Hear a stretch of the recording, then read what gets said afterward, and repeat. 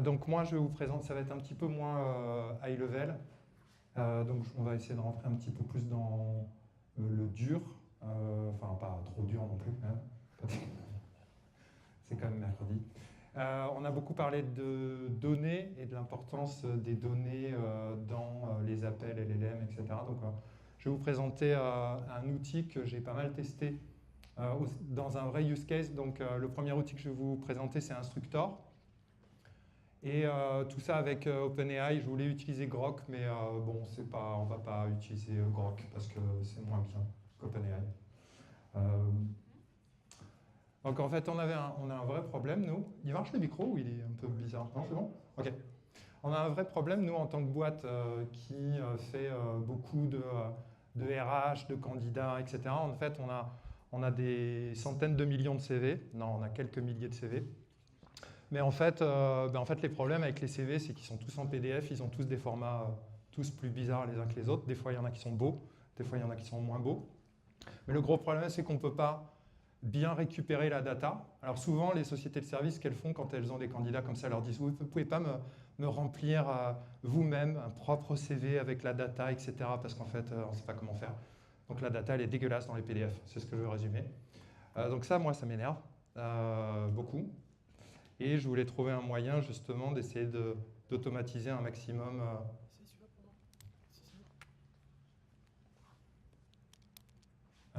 D'automatiser un maximum. Non, c'est ma voix, on ne peut rien faire. Change ta voix. Change ta voix. Donc, d'automatiser un maximum ça et qu'on ait le moins d'intervention humaine possible. Voilà, qu'on évite de demander à des personnes de faire des copier-coller parce que les copier-coller, c'est vraiment pas marrant. Et donc, du coup, la data. Donc moi j'ai utilisé différents outils, dont Python évidemment, parce que sans Python on ne fait pas grand chose en machine learning, ou en LLM, ou en ce qu'on veut, ou en IA. Donc ceux qui n'aiment pas le Python, en fait il va falloir qu'ils aiment. Ensuite Pydantic, c'est un framework très sympa qui permet de faire de la validation de données, et on a parlé beaucoup d'extraction de données et de validation de données, donc c'est super intéressant. Instructor, qui est le framework dont je vais vous parler, et OpenAI que je ne présente plus. Voilà. Donc de quoi on parle? En fait, dans les LLM, c'est Adrien qui vous en a parlé tout à l'heure. En fait, le problème, c'est que la data qu'on récupère, elle est souvent non déterministe.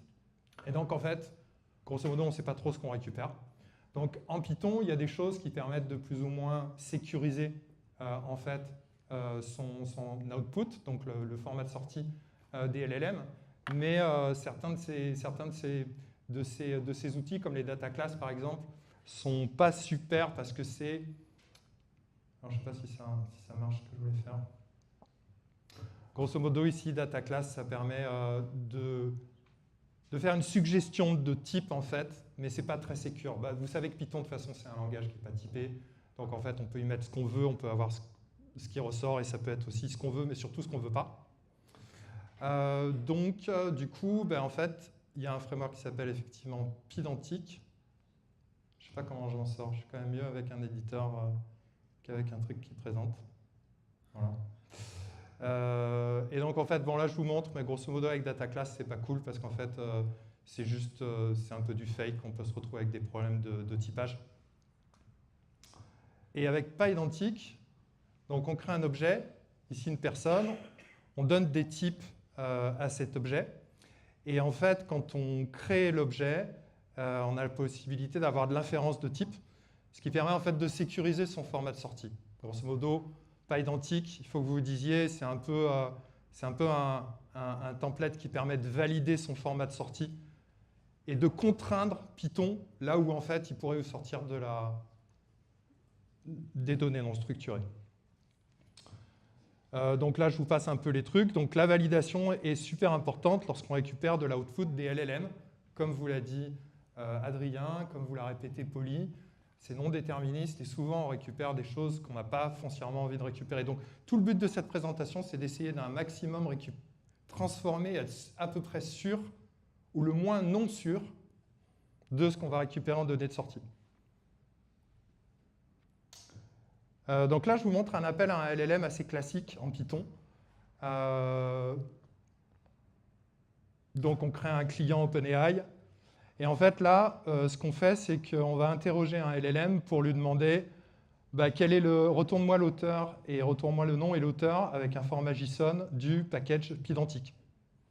Et grâce en fait à pydantic et en fait à la structuration des types de données, en fait, il va ressortir. Donc, il valide le modèle de sortir. Et alors, le problème, c'est que l'output d'un LLM, il peut vous mettre un peu n'importe quoi, en fait. Il peut vous mettre JSON au début. Donc, ça, c'est pas cool. Il peut vous mettre tout un tas d'informations. Donc, si vous ne lui spécifiez pas le format de sortie, en fait, il va vous mettre n'importe quoi. Donc, c'est pour ça que Pydantic est pas mal. Donc, Instructor, c'est un autre framework. Instructor, c'est un framework qui se situe entre les appels LLM et votre code Python. Et en fait, ça fait un patch et ça permet d'y insérer ce module et ce modèle qui n'est pas identique pour pouvoir justement être certain de faire, je ne sais pas, vous avez peut-être entendu parler de ce qu'on appelle le function calling. Donc le function calling, tout le monde dit que c'est de l'appel de fonction, mais en fait, ce n'est pas vraiment ça. C'est du formatage de données de sortie par le LLM. C'est-à-dire, grosso modo, on lui dit, je veux que ce que tu m'envoies en sortie, ça soit un objet de tel type, avec tel champ, tel champ, tel champ. Vous allez comprendre pourquoi c'est assez intéressant, parce que là, on l'utilise avec des objets, une adresse, une personne, et ensuite un objet qui s'appelle personne-adresse, qui a une adresse, etc. Et donc après, on peut appeler ici son modèle, on lui donne son prompt, et en fait, en sortie, qu'est-ce qui va se passer? C'est ici, on se retrouve avec la création d'un objet à la volée qui sera exactement dans les contraintes qu'on a définies, dans lesquelles on a défini ces objets. Donc grosso modo, c'est un peu la puissance de la programmation orientée objet, avec tout ce qui n'est pas cool avec les LLM, le côté non déterministe. Il faut que je rechange de micro. OK. L'importance du format de sortie. Donc voilà. Donc ça, c'est cool. Et donc du coup, en fait, on va revenir à ce que je disais au début. On voulait avoir des CV. En fait, la grosse question, c'est quoi un CV? Donc, on en revient à se poser la question importante de définir vraiment, c'est ce que disait Paulie, c'est ce que disait Adrien aussi, la problématique métier. Qu'est-ce qu'on cherche à résoudre comme problème, en fait? Le problème, c'est qu'on a des CV dégueulasses dont on ne sait pas tirer la data. Maintenant, il faut modéliser ce qu'est un CV. OK? Donc là, on va passer sur... Donc normalement, on va passer là-dessus. Donc je vais essayer... que ça soit lisible un peu pour vous. C'est pas gagné. On peut zoomer. Donc, grosso modo, ce que j'ai fait, c'est que j'ai un fichier qui s'appelle... Ouais, je vais zoomer parce que sinon, vous n'allez pas y arriver. Et par contre, je suis obligé d'être... On va faire comme ça. Je vais me mettre là. Vous allez m'entendre, de toute façon. Hein, sinon, je gueule. Hein. Donc là, je vais vous montrer, grosso modo, j'ai modélisé ce qu'est un CV. Donc un CV, on va descendre tout en bas. Donc ici, vous voyez qu'un CV, c'est un complete resume, et dedans, j'ai différentes sections. About, éducation, certification, expérience, etc., etc. Et en fait, après, j'ai juste simplement modélisé qu'est-ce qu'une expérience, c'est une date de début, une date de fin, qu'est-ce qu'une compétence, qu'est-ce qu'une certification, etc., etc. Donc tout ça, c'est la modélisation de ce qu'est un CV en objet. C'est relativement simple. Je n'ai rien inventé de spécial. Hein. Un CV, c'est quand même relativement simple. Et donc, du coup, après, j'appelle mes LLM avec un prompt où je lui dis, tu es un expert RH, etc.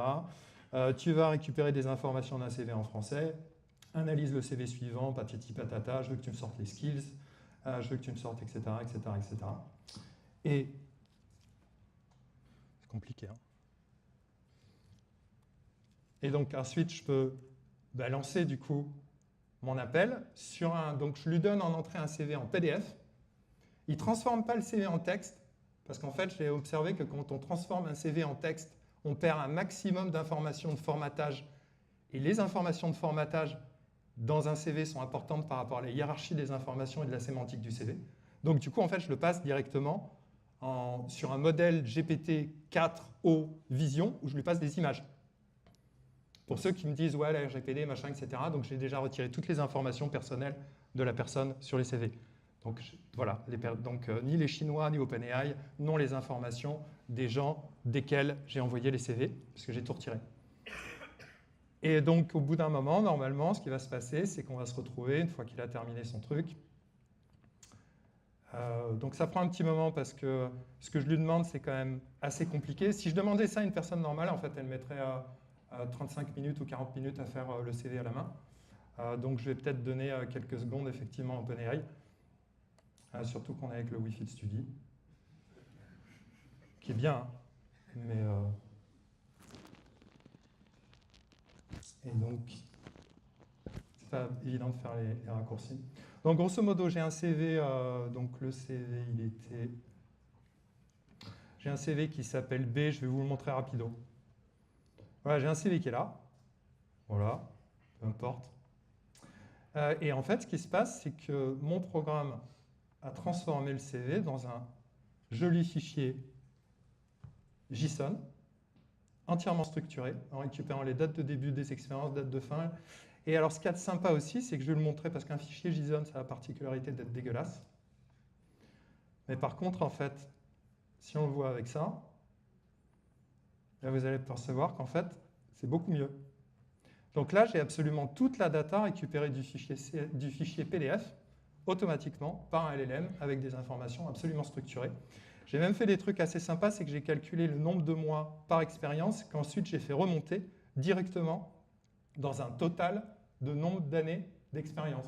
Donc il fait le calcul des sous-objets qu'il récupère par rapport aux expériences pour calculer le nombre d'années d'expérience de la personne au global.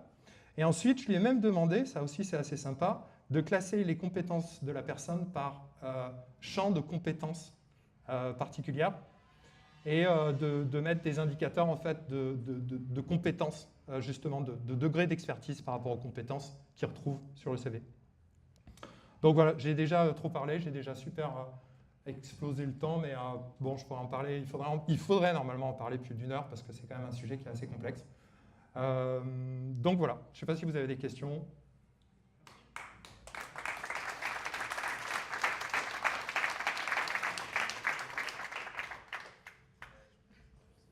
Ouais. Je voulais savoir comment tu faisais pour anonymiser les CV. C'est une super question. Alors là, je l'ai fait à la main. Mais en fait, ce que je suis en train de faire, c'est un programme qui anonymise automatiquement les CV, aussi avec un LLM. C'est beaucoup plus touchy, je ne veux pas faire la démo. Mais en fait, je le fais avec un modèle qui tourne en local sur ma machine. Donc, je peux débrancher mon Wi-Fi, je le fais avec Ollama. Et en fait, j'utilise un Mistral, un Qwen 2, un Llama, ce qu'on veut. Et pareil, avec le function calling, je lui dis, va récupérer, dans ce CV, tu dois trouver un nom, un prénom, une adresse email, un téléphone, une adresse, etc. Je veux que tu me dégages tout ça. Et ensuite, je vais les récupérer dans le CV, je les masque en éditant le CV à la main, enfin, de manière automatique. Et ça me permet d'anonymiser automatiquement un CV sans pour autant envoyer les informations confidentielles à un LLM qui serait pas dont je n'aurais pas la privacy, en fait. Mais là, je l'ai fait à la main. C'est bon? Oui? Question, le fait d'anonymiser les CV, parce que si tu utilises OpenAI, tu te dis que potentiellement OpenAI va récupérer cette donnée qui est la donnée personnelle. Ouais. C'est pas compare à ChatGPT. Sur OpenAI, tu as quand même une option d'avoir un cloisonnement de ta data et de ne pas alimenter le modèle public. Ouais, alors en fait, les options d'OpenAI avec des cases à cocher, je ne sais pas si c'est enregistré, parce qu'après je vais aller aux États-Unis, ils ne vont plus m'accepter d'aller les voir là-bas. Mais enfin, je m'en méfie quand même un petit peu. Ils ont lancé un partenariat avec Apple il y a 3 jours, et il y a aussi des questions de confidentialité, il y a tout le monde qui s'est élevé, parce que, enfin voilà, il y a quand même une vraie question, c'est ce que j'ai mis ici, hein, se pencher sérieusement sur le côté RGPD, se pencher sérieusement sur les biais potentiels de la data, parce qu'en fait, là, je lui ai fait ouvrir des CV, etc. Mais en fait, en fonction de qui a rédigé le CV, il peut y avoir des biais dans la data. Et en fait, je peux avoir en format de sortie plus ou moins des datas biaisées à cause de la rédaction du CV. Donc mais ça, c'est des questions super complexes. Et puis ensuite, aussi se pencher sur les hallucinations. Parce que j'ai vu, je lui ai fait à un moment donné tester un CV, et je me suis aperçu que dans les hobbies, en fait, il sortait salsa. Et en fait, juste, c'était pas marqué. Il n'y avait nulle part salsa dans le CV, quoi. Le truc est juste complètement halluciné. Donc voilà, donc il y a des vrais sujets, c'est encore super expérimental. Mais voilà, prochainement, ça peut servir, par exemple, ça à nos clients. qui reçoivent, parce que derrière, je mets en place aussi un système de matching automatique avec des fiches de poste, avec de la relecture multicritère de CV par rapport à des fiches de poste, et de l'analyse, et même de l'analyse du propre cheminement de pensée du LLM pour qu'il m'explique pourquoi il a décidé de noter tel candidat, tel ou tel score sur telle ou telle métrique, voilà, ce genre de truc. Merci.